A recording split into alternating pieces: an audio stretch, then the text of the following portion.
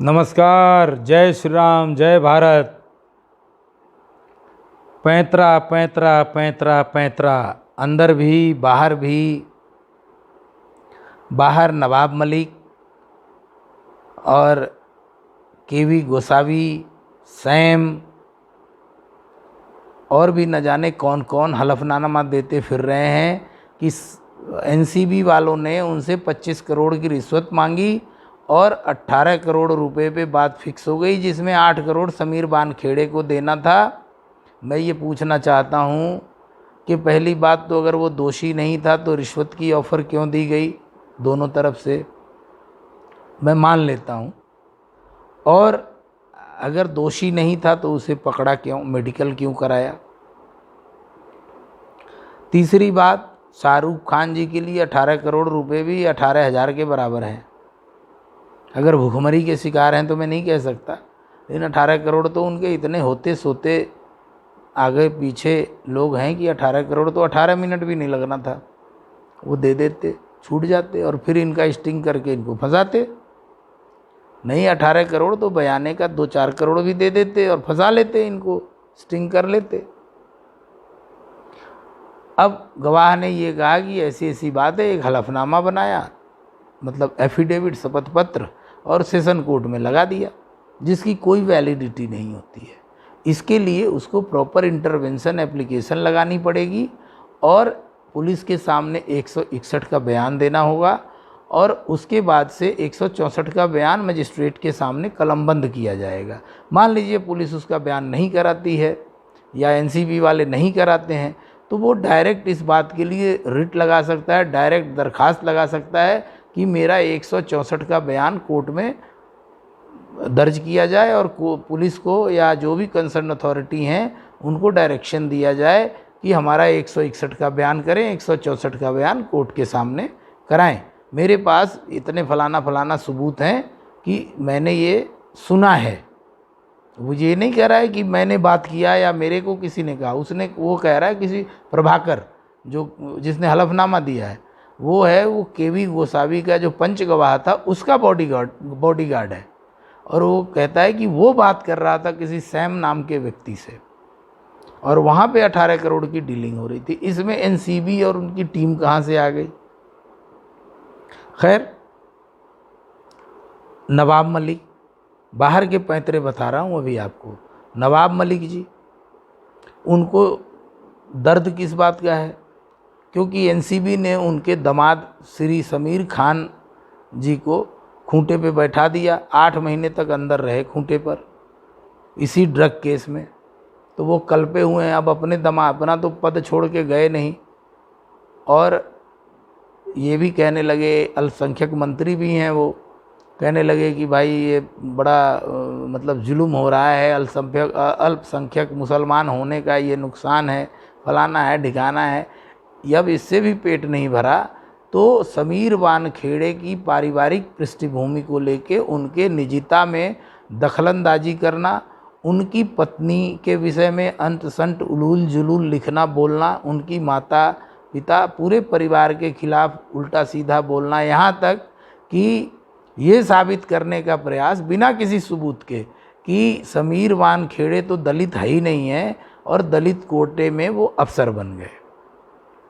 तो भैया आजकल सबसे बड़े सत्यवादी राजा हरिश्चंद्र के वंशज हैं नवाब मलिक, जो कहने को तो कैबिनेट मंत्री हैं लेकिन एकदम सड़क छाप रोमियो वाली हरकतें कर रहे हैं और मतलब ये एक ऑनलाइन स्टॉकर बन चुके हैं। इनके खिलाफ 354, 506 में outraging modesty of A women का मुकदमा अगर कोई हमारे आपके जैसा होता तो अब तक एक बारी जेल की हवा खा के आ चुका होता। जिस प्रकार से सारे इलेक्ट्रॉनिक प्रूफ और इनके ट्वीट और ये सारी चीज़ें हैं, इसमें भीतर जा चुके होते मंत्री जी। और महाराष्ट्र में कोई बड़ी बात नहीं है, नारायण राणे को बंद कर दिया ऐसे ही कुछ बेतुका बोलने पर, तो इनको क्यों नहीं बंद कर रहे हैं। आप नवाब मलिक की हरकतों को देख करके मतलब पूरा देश स्तब्ध है। इस नीच हरकत को क्या कहा जाए, इस तरीके की नीचता पे उतरने को क्या कहा जाए। आप अपने गृह मंत्री अनिल देशमुख, परमवीर सिंह, वो सचिन वाझे, ये सारे मतलब एक्सटॉर्शनिस्ट, ब्लैकमेलर्स, आप उनका कुछ नहीं कर रहे हैं। उनके बारे में बोलने में आपकी नानी मरती है। विजयादशमी का जो पर्व होता है बड़ा ख़ास होता है शिवसेना के लिए, बाला साहब ठाकरे के ज़माने से, और उस दिन बहुत बड़ा संबोधन उद्बोधन देते हैं जो भी सेना प्रमुख होते हैं। और इस बारी क्या बोल रहे थे उद्धव ठाकरे, ये शाहरुख खान के बेटे पर मुकदमा करना ही गलत है। तो मतलब बड़ी विचित्र स्थिति है। ये तो हो गया बाहर से। और समीर वानखेड़े को इस हलफनामे की वजह से, देखिए कमाल हमारे देश के कानून, हमारे ब्यूरोक्रेसी, नौकरशाही का, कि एक फर्जी आदमी के फर्जी शपथ पत्र पर उसकी बिना खोजबीन पूछताछ किए आपने अपने अफसर को तलब करा के 5-10 सदस्यीय कमेटी बैठा दी उसकी जांच करने के लिए। चलो भाई, दोषी होगा तो पकड़ा जाएगा, करना उसको सजा। इतने सारे उसने केस किए, इतने लोगों को पकड़ा है, तो आपने तब उसके क्रेडेंशियल्स नहीं चेक किए। नवाब मलिक ने कह दिया इसने 26 बार जो है 26 लोगों से रंगदारी वसूली है गिरफ्तारी करने नहीं करने की। तो अभी तक नवाब मलिक सो रहे थे? आपका दामाद पकड़ा गया तो आप क्या दूध दूहने चले गए थे? क्यों नहीं तब ये सब उखाड़ा? अब इसलिए उखाड़ रहे हो कि हमारे यहाँ भोजपुरी में कहावत है, सौती का रीस कठौती पर, मतलब सौतन का गुस्सा जो है, जो लकड़ी का कठवत होता है जिसमें आटा गूंथते हैं, उसको जला के लिया जाता है। तो फूंके तो आप कहीं और हो और छाछ इधर फेंक रहे हो, तो फेंको, कोई बात नहीं है। अब आते हैं साहब, पिछले 2-3 दिनों से जो ड्रामा चल रहा है हाई कोर्ट में, बड़े बड़े तोपची जो है वकील साहिबान लोग लगे हुए हैं। और मैंने चुटकुला सुनाया था ना कि जो काम 1 करोड़ में होगा वही काम मैं 10 लाख में कर देता, और वही काम हो रहा है। देखिएगा वही होगा जो मैंने पहले भी कह रखा था। मैंने परसों भी अपने वीडियो में कहा था इनकी ज़मानत अभी अगले 2-4 दिन तो बहस चलेगी और इनकी ज़मानत नहीं होती। अब आप देखिए कि सेशन कोर्ट, वो डर के मारे, चलो उसने बेल नहीं दिया या कहा हमारा जुरिडिक्शन नहीं है, फलाना ठिकाना, उसने ऑर्डर पास कर दिया। हाई कोर्ट में जो इतने बड़े बड़े वकील पहुँचे हुए हैं, तो हाई कोर्ट को जमानत 1 मिनट में खारिज कर देना चाहिए था, जैसे हमारे जैसों के मामले में होता है। मैंने गुजरात में ये झेला है। जो बड़ा आदमी है, जिसकी फेस वैल्यू है वकील की, जो उस कोर्ट में जाता है उसको रिलीफ मिलेगी। आप बाहर से गए हुए वकील हैं, अव्वल तो आप पेश नहीं हो सकते, कोई लोकल एडवोकेट का वहाँ साइन लगाना पड़ेगा, तब आप वहाँ पेश होंगे। ऐसा कई राज्यों में है।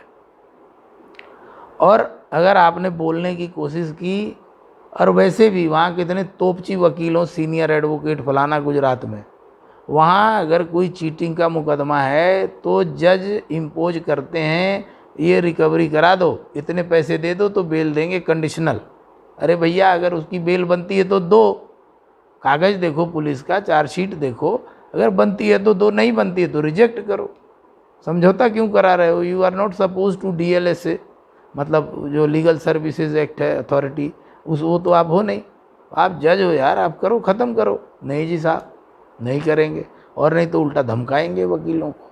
लेकिन अब शाहरुख खान का केस है तो न शाहरुख खान के लौंडे को धमका सकते हैं, और न जो उसके बिहाफ पे वकील पेशर हैं उनको धमका सकते हैं।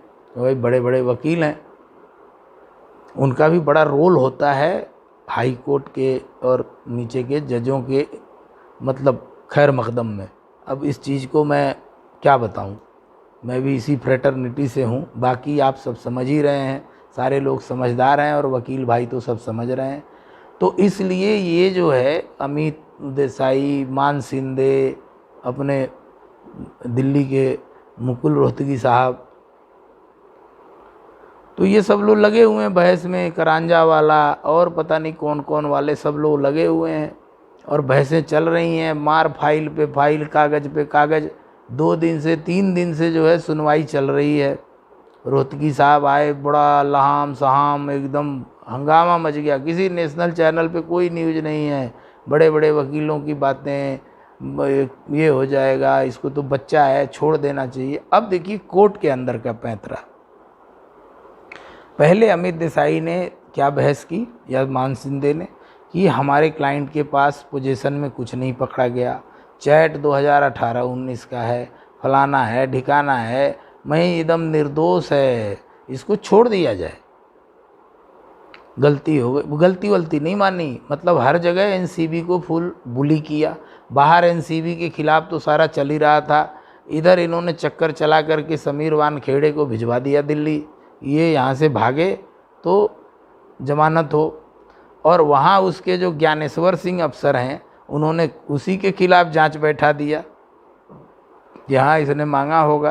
अब पता नहीं, वो चूँकि ऐसा होता है कि भाई मान लीजिए मैं अगर 25 साल 30 साल की प्रैक्टिस कर चुका हूँ, तो 10 साल पहले जो मैंने किया था, तो नए 10 साल वाले को मैं समझ जाऊँगा कि ये किस तरीके से क्या क्या हरकत कर सकता है। तो इसलिए ज्ञानेश्वर सिंह भी उसी डिपार्टमेंट के अफसर हैं, तो उन्होंने कहा कि भाई इसको तो ख़त्म करो। और सुनने में तो ये भी आया है कि समीर वानखेड़े को कहा है कि भाई थोड़ा लो प्रोफाइल मेंटेन करो। अब वानखेड़े जी की मर्जी है कि वो करते हैं कि नहीं करते हैं। अब देखिए आज कोर्ट में कैसे पलटी मारा हमारे वकील साहिबान ने, कहा कि साहब आर्यन खान के पास तो ये सारा कुछ नहीं है, और इसके बावजूद वो लेटर ऑफ सॉरी यानी एपोलॉजी लेटर कोर्ट में लिख के देगा कि भविष्य में ऐसा नहीं करेगा। दूसरा, किसी वकील ने ये भी दलील दे दी कि इन्हें बाल सुधार गृह में भेजा जाए। अब बताइए साहब, सब 18 साल से ऊपर के हैं, जुवेनाइल जेल में जाके क्या करेंगे? बाल सुधार गृह में भेजें, वो जुवेनाइल जेल होती है, बच्चों की जेल होती है। अब ये बुढ़े लोग बच्चों की जेल में क्या कर लेंगे, और इनमें सुधार क्या आ जाएगा? भाई कानून जब कहते हो सबके लिए एक है, तो या तो एनडीपीएस एक्ट हो या कोई भी एक्ट हो, मर्डर का केस हो, फलाना केस हो, तो सबके लिए बराबर रखो। इसमें अब देखिए नया एक गढ़ दिया इन्होंने, लाइव लिंचिंग। मतलब जो मीडिया वाले ट्रायल कर रहे हैं, बोल रहे हैं, ये लाइव लिंचिंग हो रही है आर्यन खान की, और बड़े बाप का बेटा होने का भुगतान कर रहा है। मतलब इस तरीके की कहानी एक तरफ तो कहाँ आप, और दूसरा तीसरी बात और कह दी कि भाई हमें तो एनसीबी के खिलाफ हमारी कोई कार्रवाई नहीं है, ना हम कुछ कर रहे हैं, ना हमारा कोई लेना देना नहीं है। हम तो एनसीबी जो कह रही उसको, उसके साथ हम सिर्फ अपना काउंटर कर रहे हैं, अपने कंटेंशंस को रख रहे हैं। हम कोई बदनामी, पर्सनल अटैक, पर्सनल वेंडेटा हमारा अधिकारियों से नहीं है। अब उधर नवाब मलिक पागल किए हुए है, गवाह ववाह ये सारी चीज़ें मैनेज की जा रही हैं। आज अगर आर्यन खान अभी छोड़ दिया जाए, जैसे नवाब मलिक का दामाद 8 महीने के बाद छूटा, तो आज नवाब मलिक जो है घोड़ा बन के टकदम टकदम टकदम कर रहा है। उसी तरह आपको लगता है कि शाहरुख खान के भी तो बड़े चाहने वाले नेता, राजनेता और भी तमाम प्रकार के आफिया माफिया सब जानकार होंगे, तो क्या वो समीर खान वानखेड़े के पीछे नहीं पड़ेंगे, एनसीबी के पीछे नहीं पड़ेंगे? ये तो बस समझिए, अगर जैसे मुकेश अंबानी का मामला आया, तो ये अचिन बाजे, सचिन बाजे, परमवीर भाग गया, अनिल देशमुख भाग गया, परब पता नहीं कहाँ है, कौन है, सब गायब हो गए। और उद्धव सरकार, महाराष्ट्र की सरकार को देखिए, महाविकास आघाड़ी संगठन करके इन्होंने मोर्चा बनाया है। ये जो है भानुमति का कुनबा, ये अपराधियों को निपटाने के लिए है या अपराधियों को बचाने के लिए हैं? बाप रे बाप, बाला साहब जहाँ होंगे वहाँ बड़ी खुश हो रहे होंगे कि सही है बेटा, सही लाइन पर हो तुम लोग, ऐसे ही करो। तो मित्रों, मुझे तो बड़ी प्रसन्नता है कि मेरी भविष्यवाणी सफल रही, और आज भी जमानत जो है कल के लिए टाल दी गई है। अभी कल फिर बहस होगा, परसों फिर बहस होगा, शनिवार को कोर्ट रहेगी बंद, फिर समझिए सोमवार तक जाएगा मामला। और एक बात और बता दूं, केंद्रीय एजेंसी है, कोर्ट में मैटर है, जब तक केंद्र सरकार के लालू मुलायम नहीं चाहेंगे, ग्रीन सिग्नल नहीं देंगे, तब तक शाहरुख खान साहब के लौंडे की जमानत नहीं होगी। अगर जमानत हुई तो मैं तो यही कहूँगा कि ये पैरों में गिर पड़े जाके रंगा बिल्ला के, कि भैया हमें छोड़ दो, माफ़ कर दो। बाकी रंगा बिल्ला कौन है वो आप भी जानते हो। बस इन्हीं शब्दों के साथ आप सबको जय श्री राम, प्रणाम, जय भारत। और अंत में ये कहना चाहूँगा कि आप मेरे चैनल को सब्सक्राइब करें, वीडियो को लाइक, शेयर और इस पे कमेंट ज़रूर दें। पुनः धन्यवाद व आभार।